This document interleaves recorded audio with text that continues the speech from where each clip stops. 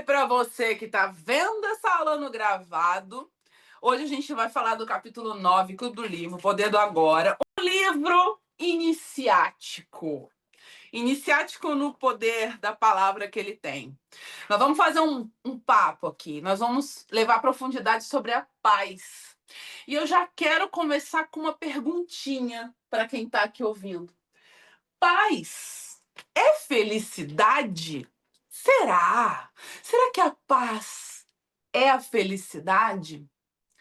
Todo mundo entra muito em conflito com isso. E nesse início de capítulo, a gente começa com esse questionamento.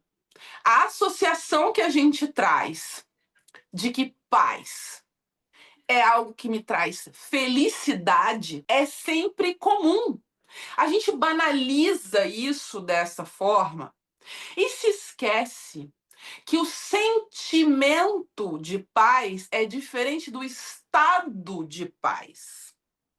Que a felicidade é uma emoção e que não necessariamente ela está relacionada, atrelada a outra coisa. Para entender a diferença disso, a profundidade disso, a gente tem que perceber que existe sempre uma lição embutida em toda questão que eu coloco na minha vida enquanto estado de presença, tá? Por que eu estou dizendo isso? Quando a gente acessa o estado de presença, e a maioria das pessoas confunde estado de presença com alerta, estado de presença com meditação, isso é muito comum. Quando a gente associa que estar em estado de presença é sempre estar em paz, a gente distorce isso. Olha que impressionante. Juliana, mas existe alguma possibilidade de eu estar em estado de presença e não ter paz? Será que isso é possível? É possível que você comece a entender que o estado de presença ele te faz acessar os seus estados naturais de ser e não de ter um sentimento. E a paz, o perceber a paz, mesmo que você esteja em meio a um caos, ao se conectar com o momento presente, você acessa o seu estado natural de ser, que nem sempre é nominado como paz. Ele pode ser nominado como uma alegria momentânea.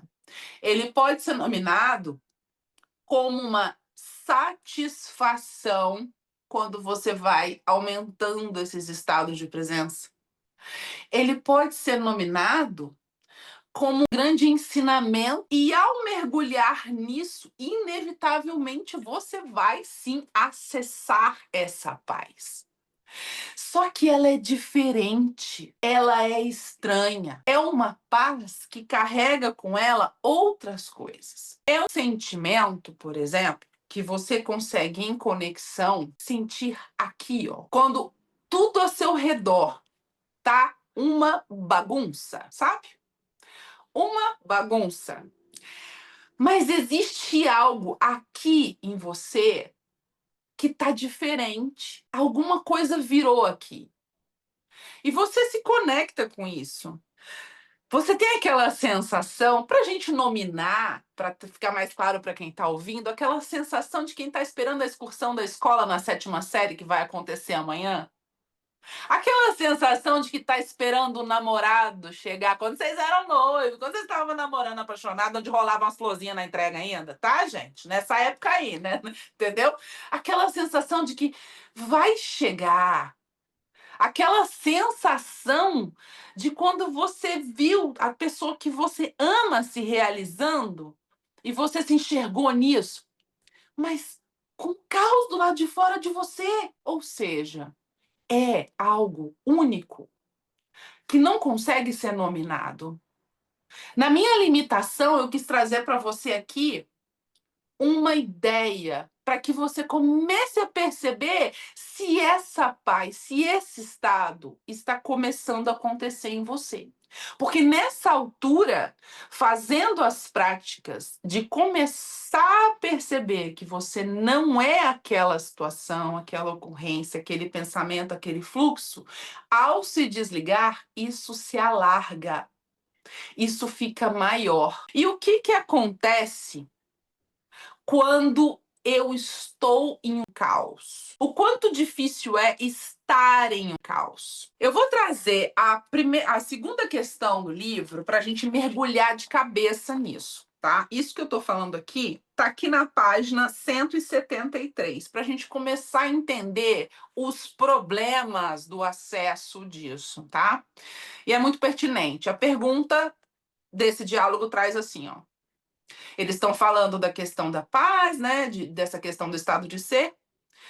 E foi colocado que a felicidade depende de circunstâncias consideradas positivas, mas a paz interior não precisa delas. É a primeira frase que está na página ao lado, que foi isso que eu disse para vocês. O caos fora e a tranquilidade dentro. Um negócio diferente aqui. E aí ele pergunta assim: isso me parece negação e ilusão. Quando alguma coisa ruim acontece comigo ou com alguém chegado a mim, tal como um acidente, uma doença ou a morte, posso até fingir que não é mal, mas permanece o fato de que isso é mal. Por que negar? E aí vem uma resposta muito profunda, que é a partir dela que a gente vai fazer o conteúdo da aula de hoje. Você não está fingindo nada. Só está permitindo uma coisa de ser como é. Apenas isso. Essa permissão para ser nos transporta para além da mente, com os seus padrões de resistências que geram as polaridades negativa e positiva. É um aspecto fundamental, o perdão. Perdoar o presente é até mais importante do que perdoar o passado. Se perdoamos cada momento, se permitimos que ele seja como é, não haverá nenhum acúmulo de ressentimento a ser perdoado mais tarde. Vamos fazer uma autópsia dessa frase aqui, para mergulhar nisso? Primeiro ponto: permissão para ser o que é. O que é ter permissão para ser o que é? É diferenciar aceitação de resignação da circunstância que você vive. Resignar-se é o famoso lasque-se, fique como está, vida que segue. Isso é resignar-se. Isso é uma falsa aceitação. O que é aceitação? É perceber o que é fato na minha presença. Olhar e estar presente para esse fato. E eu vou trazer um exemplo muito pesado aqui. E dentro dele, perceber o que está acontecendo agora e como eu estou lidando agora com isso. Vou trazer um exemplo de morte, que eu acredito ser o exemplo mais pesado que a gente pode trazer. Em análise foi me levado, nessa semana passada, eu recebi uma nova analisanda que perdeu uma pessoa importante e ela veio buscar análise por conta do luto. E eu, fazendo o processo, também me lembrei do meu luto. Eu perdi um familiar, meu pai, né? Como manter o estado de presença e não julgar algo como ruim, alguma coisa como perder alguém que você ama tanto? Simples. Não resigne. Aceite o fato. Como e onde você está sentindo agora não significa que você não vai sentir o fato, mas você vai estar presente para ele. Enquanto consciência, o que faz com que nós não aceitemos as coisas, a gente não tem aceitação do agora, é a resistência com o que é. Como assim, Ju? Explica melhor. Não é que você não aceita ter perdido aquela pessoa. Não é só isso. Você resiste ao que você acreditava ser possível. Quando isso é tirado de você, a sua mente, o seu ego, tomam o lugar da sua consciência. E ao tomar o lugar da sua consciência, eles não estão conscientes da dor, mas eles escolhem o sofrimento, e o sofrimento é uma escolha. Entende isso? A dor é o fato, o corte é o fato. O sofrimento é a escolha. é um mergulhar-se. Assim como a gente usa exemplos mais leves para falar que a sua mente, o seu ego não é você e que você devaneia seus pensamentos com frustrações em seus sonhos, nas suas relações, nas suas indignações, você também faz isso com coisas graves e é muito mais difícil de perceber. Se eu trouxesse um exemplo aqui de você ter perdido o seu emprego, que também é uma morte, é a morte do que você acreditava pertencer, seria muito mais fácil de você aceitar, concordar em estar presente para o fato e não devanear, não colocar. E agora, vamos lá. E agora, como é que eu vou fazer? Meu boleto tá batendo, lá, lá, lá, lá, lá, lá, lá, lá, semana que vem tem tal. O que que acontece com você, Devani? O seu ego tomou conta, porque ele não aceita, ele resiste ao que não é mais e toma conta de você, a sua consciência some diante disso. Ele tenta sufocar a sua consciência. Isso acontece com todas as questões da nossa vida. Ao julgar uma questão como algo mal, como algo ruim, eu já estou dando lugar para isso. Juliana, mas como é que você pode falar que você perder seu pai foi bom? Não foi bom, nem ruim, foi um fato. A dor existiu muito forte.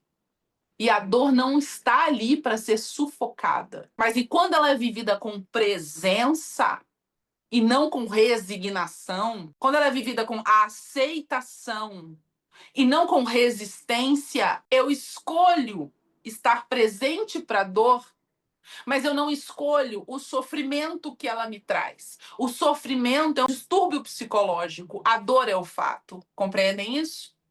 Tá fazendo sentido para vocês? Todas as vezes que eu estou em um processo de ruptura grandioso, de dor, estar presente para a dor me conecta com a paz. Juliana, você está querendo quer dizer que é possível você sentir essa loucura toda que você falou aqui, de esperando o namorado, esperando no meio de uma dor? É possível. Ao desfazer as camadas do seu ego, projetando a sua resistência de não aceitar perder aquela pessoa, de não aceitar não ter mais aquela memória, de não aceitar não ter falado a última palavra, de não aceitar não ter estado com aquela pessoa, de não aceitar.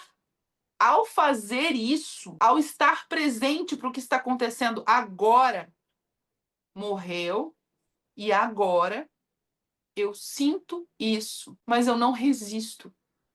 Eu aceito e vejo o que está acontecendo agora comigo, na minha vida.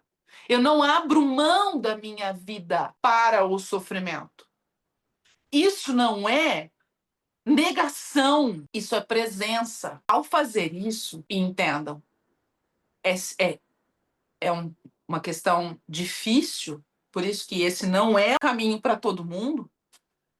E eu ouvi muitas coisas a respeito. Toda vez que eu falo isso, em redes sociais, enfim, que eu coloco isso, as pessoas não compreendem. Como assim? Não, não é para todo mundo. Isso é uma escolha. É uma escolha. E não é uma escolha fácil. Ao aceitar, ao acolher e ao estar presente para as pequenas coisas, para todas as minhas mazelas que estão acontecendo agora, mas não que eu estou criando mazelas para mim. Eu vivo em presença e a paz emerge através de mim. Então, nesse momento, para a gente fazer uma transição disso para algo mais profundo ainda, eu peço para que quem está vendo essa aula aí para vocês, para que vocês façam uma experiência muito forte. Eu quero que vocês tragam na memória, neste momento, uma questão de dor de vocês. Uma ruptura, perder o emprego, ou alguém que você perdeu, traz para a memória. Você, com certeza, ao trazer para o agora, né, você vai se lembrar das suas sensações, dos seus sentimentos, do seu sofrimento. Mas eu quero que agora, enquanto consciência acima disso, você perceba: todo o sofrimento foi uma escolha que você fez, e talvez uma escolha para sucumbir a essa dor, para poder ampliar essa dor ou até para sufocar essa dor na sua vida. Você consegue perceber isso em algum grau? olhando isso, o entregar-se, o projetar-se, o não aceitar. Percebe as escolhas feitas inconscientemente nos seus momentos? Agora, por que que aqui aí vem algo muito poderoso que transformou a minha vida? Eu espero que transforme a de vocês. Tem a ver com isso aqui, ó.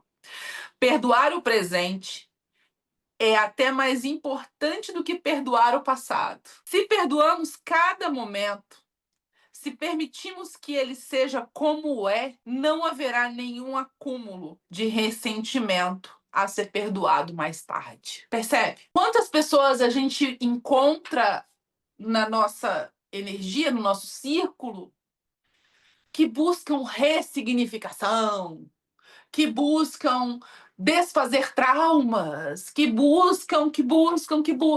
são buscadores do sofrimento. Mas olhe com compaixão para isso. Nessa dor que eu pedi para você trazer para sua memória agora, naquele momento, responda para você, você tinha consciência disso que você está conseguindo observar agora enquanto presença? Não tinha. O que que tinha luz para você? O que estava ressoando com você? O seu ego se sobrepondo à sua consciência. Por que que eu trouxe essa frase? Por que que eu estou falando isso? Porque você, neste momento, tem a oportunidade de se perdoar no presente com algo que você viveu. Entende a profundidade? Se você trouxe para você agora e aconteceu esse movimento mental em você, e muito provavelmente aconteceu, de putz, e eu me entreguei naquele sofrimento, e eu resisti àquilo, e eu escolhi sofrer. Mas agora, com outro nível de consciência, você tem a oportunidade de se perdoar no presente. Entende isso? Todo sofrimento que eu escolho para minha vida é um sofrimento que tem uma característica. E olha, gente, isso eu tenho poucas certezas na minha vida. Na verdade, quase nenhuma. Não tenho certeza de nada. Tenho pouquíssimas. Mas uma delas é essa. Todo sofrimento, ele se sustenta em resistência. Todo, sem exceção. A resistência que eu escolho colocar no fato é o que me leva a ter sofrimento. E isso é muito forte. Isso é transformador. Essa é uma informação que você não vai conseguir desouvir nunca mais. Por quê? Ao perceber, que bom, Carmen, que você concorda. Ao perceber que eu resisto à morte daquela pessoa, olha a potência do que eu vou falar agora. Ao perceber que eu resisti perder aquela pessoa, ao perceber que eu resisti mudar de emprego, ao perceber que eu resisti que o meu filho saiu de casa, que eu resisti que eu tomei o pé na bunda. O tamanho, vocês vão aprender, gente. Isso que eu tô falando aqui, a gente não tem campo para mergulhar muito, mas no clube a gente vai ter, no Clube Maestria Consciente. Mas isso já muda a vida, só isso aqui. Eu consigo, enquanto consciência agora, medir o tamanho do meu sofrimento. Olha que louco isso. Sabe quando você vira para alguém, você não tem noção do tamanho do meu sofrimento, sabe? Só que antes você também não tinha. Você não nominava seu sofrimento. Você não tinha noção do tamanho desse sofrimento para você. Só que ao ter essa informação, isso se transforma em algo muito mais claro. Por quê?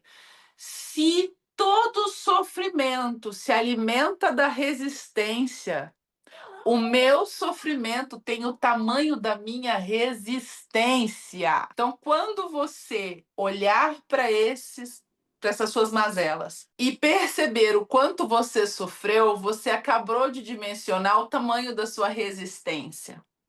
E ao olhar para o tamanho da sua resistência, você mediu o tamanho do seu sofrimento, percebe? E o que que acontece quando eu não resisto? Vocês já responderam para vocês aí. Quando eu não resisto, quando eu aceito, eu não sofro, entende? Juliana, é impossível não sofrer. Não, é possível sim. É impossível você não ter o fato. A dor é um fato. Aceite isso. Mas esteja presente para isso, porque ao escolher a resistência, você se nega o direito de estar presente para essa dor e escolhe que a sua consciência seja coberta pelo seu ego, entende? Essas questões, elas vão para além. E aí a gente começa a mergulhar num tema que é muito forte, que diz respeito a isso aqui agora. Vamos lá. O fim dos dramas da sua vida. Agora a gente vai entrar numa polêmicazinha, né, gente? Agora nós vamos falar do negócio da polêmicazinha, porque se não botar um salseirozinho aqui, não vai rolar, né? Vamos entrar num salseiro agora. Vamos lá. Nesse estado de aceitação, que a gente já discerniu aqui toda essa questão da aceitação, alguém ficou com alguma dúvida até aqui? Tudo bem? Para quem está vendo gravado, pode deixar aqui embaixo que eu respondo, tá? Sem problema. Nesse estado de aceitação e paz interior, pode aparecer alguma coisa na vida para ser chamada de má? Da perspectiva da consciência comum? Olha que pergunta de cutucar. Alguma coisa pode ser chamada de má dentro disso que eu estou falando? Dentro da perspectiva das pessoas comuns? Ou seja, ele já está colocando aqui o Eckatroll num patamar assim, tipo, pô, ver a aceitação dessa forma mudou a minha cabeça, quebrou um negócio aqui. Eu tô com o negócio de um caco aqui. Porque agora eu tô olhando para tudo diferente e não dá para desouvir isso. Então como é que eu vou lidar com isso agora? E as coisas que eu achava que eram más? É como se rasgasse a sua certeza. E ao rasgar a sua certeza, que ele foi rasgado aqui, né? O que acontece? Ele tá nu. Ele falou, ué, e agora? Olha a resposta. Muitas das assim chamadas coisas más que nos acontecem com a vida são devidas à inconsciência. Elas são criadas por nós, ou melhor, são criadas pelo ego. Refiro-me a isso, às vezes, como drama. Quando estabelecemos a conexão com o ser e não deixamos mais a mente governar, paramos de criar essas coisas.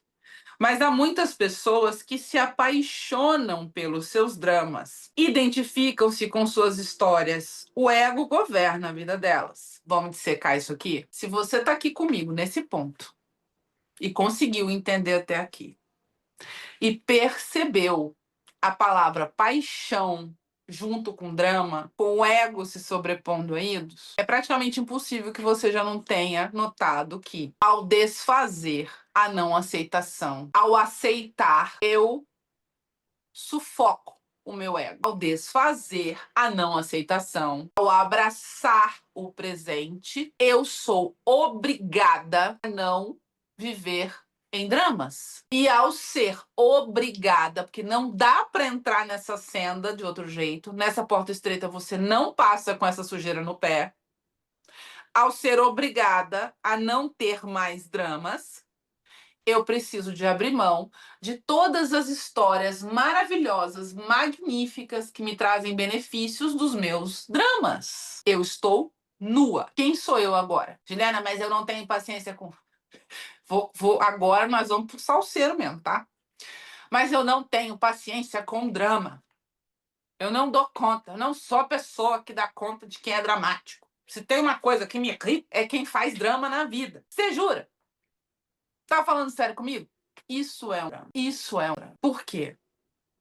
Porque você precisa de tomar para si uma postura acima de alguém que está menor do que você e ao mesmo tempo maior do que você, porque tem um drama. E o que te incomoda na pessoa é o que você tem. E é por isso que não dá certo.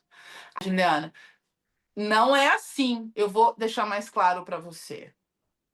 As pessoas que fazem drama te incomodam não pelo que você acredita que é o próprio drama, coitadice. Elas te incomodam porque elas estão acima de você. E o seu ego não suporta isso.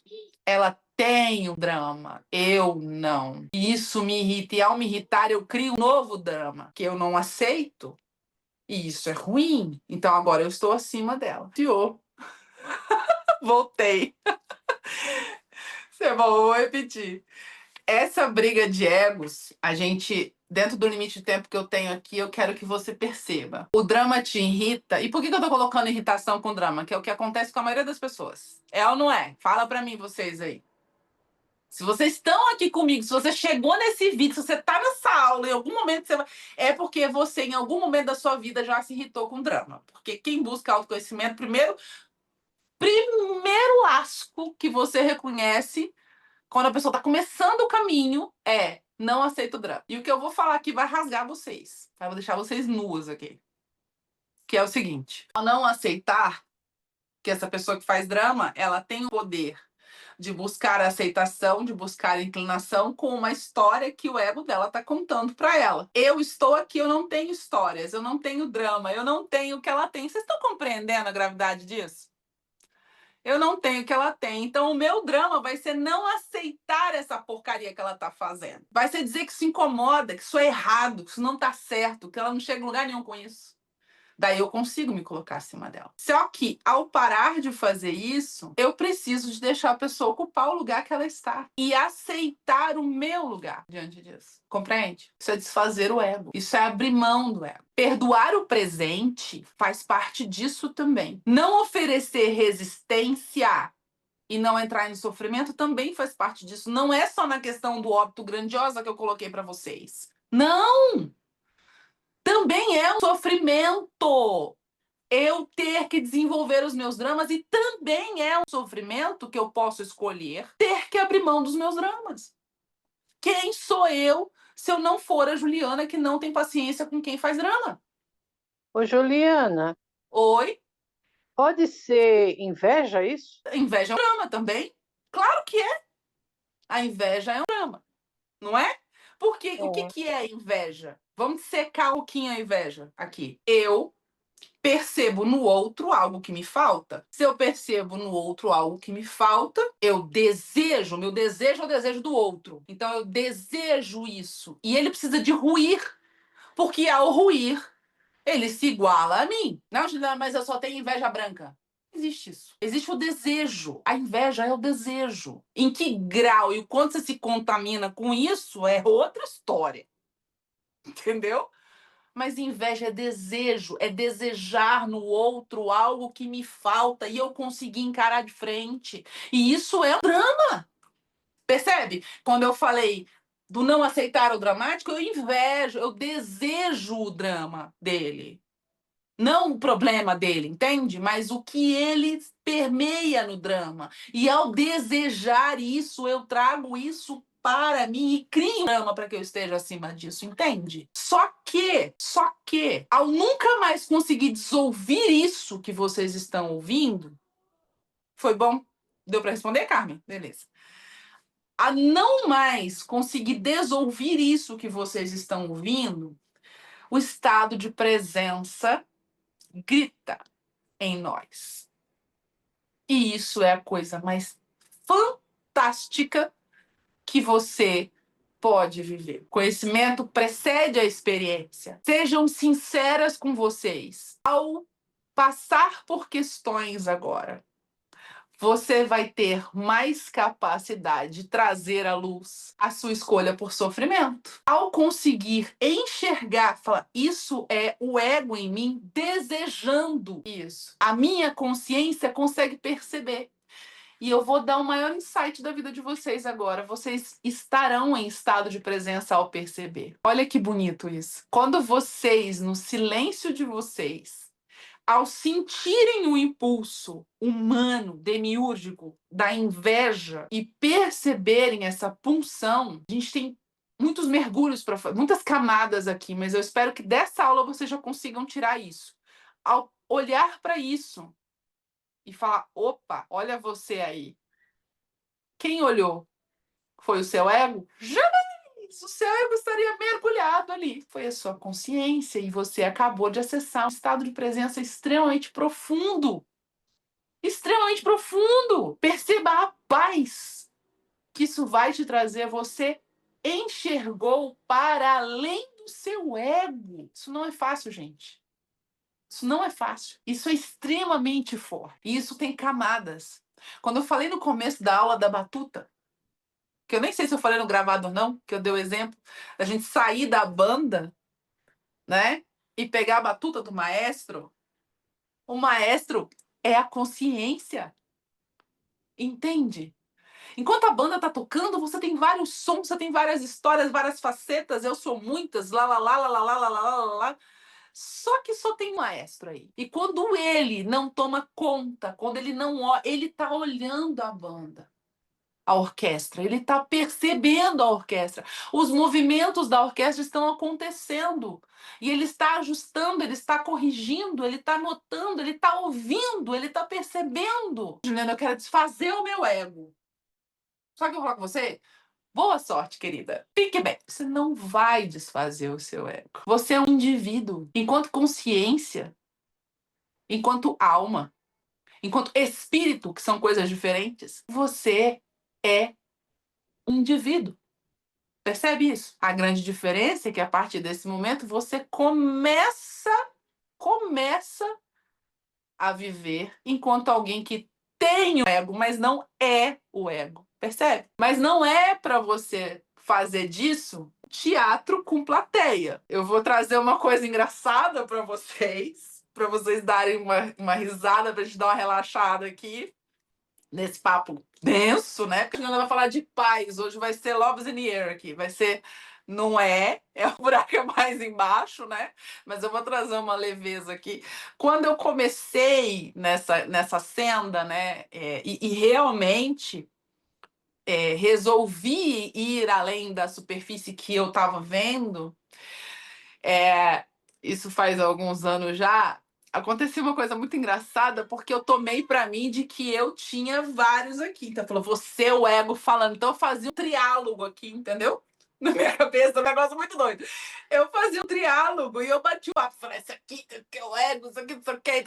Eu conversava com isso, eu definia isso, né? E era um negócio muito doido, porque parece que você pegou isso aqui e rachou no meio assim, né? Falando, não, daqui pra cá eu sou ego, então eu tô vendo o meu ego, eu tô percebendo e vou conversando com ele. Gente, não é por aí que acontece. Quando eu caí em mim, literalmente, tá? E pode ser que isso aconteça com vocês. E notei que o não separar, mas o perceber era o real movimento da consciência, aí a coisa ficou braba. Porque eu não tinha mais com quem bater um papo dentro da minha cabeça para julgar meu ego. Entendeu? Para julgar o ego. Porque o negócio bom era julgar o ego. Coisa boa. Ah, que isso aqui, caraca, eu vou rasgar isso no meio. Tá. Tá entendendo? Isso é meu ego falando. Como se fosse uma entidade que baixou em mim aqui. Isso é meu ego falando. É você, meu bem. Só que perceber acima disso é o movimento da consciência. Então, eu tenho certeza absoluta que isso traz mais clareza para vocês. Por quê? Porque você começa a não bater um papo com o seu ego, senão você se torna ele de novo. Entende isso? A consciência não bate papo com o ego. Ela está acima dele. A consciência não manda, faça isso, faça aquilo. Não. Ela é presença. Ela está acima dele. Ela te traz para o eixo. Entende? Tudo bem até aqui, gente? Beleza. Então vamos lá. Para a gente trazer um insight para finalizar esse bloco, para a gente estourar muito tempo, eu quero trazer o insight da página aqui que tá. Deixa eu pegar certinho para vocês acompanharem depois. Aqui, na página 189 do livro, tá? Quando ele começa, 188 e 89, quando ele começa a falar da natureza da compaixão, tá? Na página 188 tem uma pergunta, nós vamos dissecar ela, e na 189 também, que é assim. Quando você consegue se desprender deste jeito, significa também que se distancia dos outros seres humanos. Vamos por outro salseiro agora, tá, gente? Ou seja, você está distante de quem é outro, do que é humano. Quase que ele coloca assim, né? Nessa caixinha. Vamos para a resposta. Pelo contrário, enquanto você não está consciente do ser, a realidade dos outros seres humanos vai causar uma ilusão, porque você ainda não encontrou a sua realidade. A mente vai gostar ou não da forma deles, não só do corpo, mas também da mente deles. O verdadeiro relacionamento só é possível quando existe uma consciência do ser. A partir do ser, você vai perceber o corpo e a mente da outra pessoa, como se fosse uma tela. por trás da qual você pode sentir a verdadeira realidade deles. Como você sente a sua. Assim, ao se confrontar com o sofrimento de outra pessoa ou com comportamento inconsciente, você fica presente e em contato com o ser.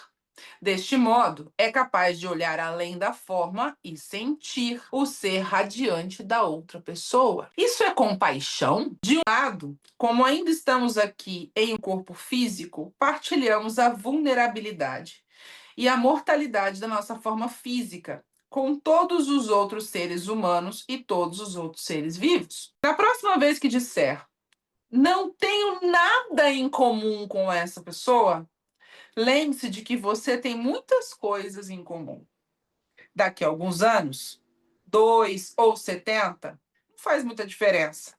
Os dois terão corpos apodrecidos, depois serão pó, depois não restará nada. O que ele está dizendo aqui? Enquanto consciência, você está acima dos seus níveis, das suas camadas, do seu ego, das suas funções e até do seu subconsciente. A gente vai ver isso dentro da profundidade que precisa de ver. Porém, ao se conectar com o outro, entenda, ele também tem uma consciência. Porém, pode ser que essa consciência ainda esteja latente, quem está falando com você é só essa parte do ego. Você não está acima dele, mas você consegue ver a pintura da tela. Compaixão é isso. É você perceber isso. Mas enquanto consciência, não se tornar isso, encolhendo para caber, em seja qual for a situação, mas aceitar o momento presente que você está e aceitar que a sua consciência percebe isso. Compreende? Quando Cristo disse a poderosa frase: ame os seus inimigos, vocês realmente acreditam que ele estava mandando você amar quem te deu um tapa na cara? Vocês realmente olham essa frase dessa forma? Tem muitas camadas aqui, mas uma eu vou tirar para vocês. O véu eu vou rasgar. Ele estava, obviamente, falando para você não ter inimigos. Você já pensou dessa forma? Pois é. Esse é um dos véus. Essa frase de Cristo, a gente poderia fazer uma aula e vamos ter uma aula na mentoria. Aqui não dá, a gente não tem campo para isso. Só sobre ela. Mas esse é um dos véus que eu vou tirar para você. E eu vou encerrar a aula com essa pergunta para você pensar sobre isso. Será que Cristo estava mandando eu amar quem me socou, quem me esfaqueou? Ou será que ele estava falando em camadas para que o meu ego não criasse inimigos e para minha consciência olhar o outro enquanto consciência? Porque se eu não tenho inimigo, eu não tenho que amar meus inimigos. Eu tenho que amar ao próximo como mais que a mim mesmo, porque na versão original é isso que está escrito. Essa é outra camada. Só que, como ele falou, não, pera, eu vou colocar só uma pílula aqui, né, gente? Vamos lá. Mais que a mim mesmo, não tenha inimigos. Eu quero que vocês fechem o pensamento de vocês dentro de tudo que a gente falou aqui. E se questione, por que você tem inimigos? Cristo não te mandou amar inimigo nenhum.